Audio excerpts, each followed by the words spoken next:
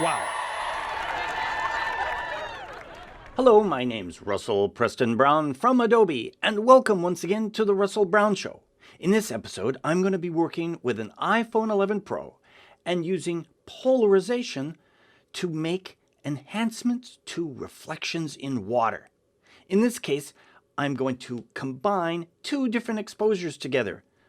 We're going to go from the ordinary to the extraordinary in this project. Now, this all begins here with this moment polarizer that I'm going to attach to my phone, just like this. Then I rotate the polarizer to get different effects, especially with reflections. Check this out. Here's a side-by-side comparison. Here on the left, I've rotated the polarizer to reduce the reflections here in the foreground. And on the right, I've enhanced the reflections by rotating it to a different position. However, I also noticed that on the left that I got some enhanced colors both in the building and in the sky. I've chosen to combine both of these different exposures. So let's give this project a try. I've captured my images. I'm now going to bring them into Adobe Lightroom, as you see here. Here's the polarized version with the reduced reflections, and here's the version with the enhanced reflections. I'm now going to make some adjustments to both of these images. Notice that I've made adjustments under the light characteristics, the effects, and of course also the chromatic aberration for this first image. And in this second image, the one with the reduced reflections, I'm going to go through and make similar adjustments. However, when I made adjustments to the shadows, as you see here, for the reduced reflections, I noticed that I'm getting more detail in the shadows. Watch this. If I reduce the shadows down, you can see that they close up and they're quite dark. But if you open it up, they look great. After making this discovery, I decided I was going to combine two of the exposures together. I went through and finished up my adjustments here to this second image, here in Lightroom, finishing off with chromatic aberration.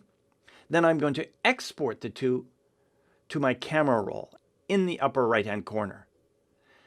After I've successfully exported both of these, I now switch over to Adobe Photoshop here on my iPad. I'm going to start my project here in the lower left by importing one of the images from the camera roll, just like this. And here it is. You'll also notice that I've already imported all the other elements for this project. But over here to the left, right here, is the icon where you bring in additional images. By selecting camera roll, I can then bring in all of the other elements. So here I have both of the images stacked in this project. I'm going to select the polarized image here at the top with the reduced reflections. I'm going to add a mask by tapping on this icon, just like this. And then I'm going to go over and select my bucket tool with black as my foreground color.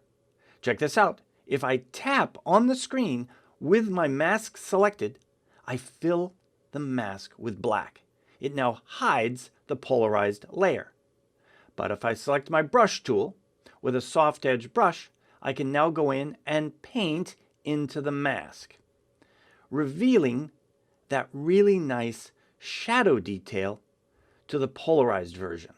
So here is our original, and here is our finished project.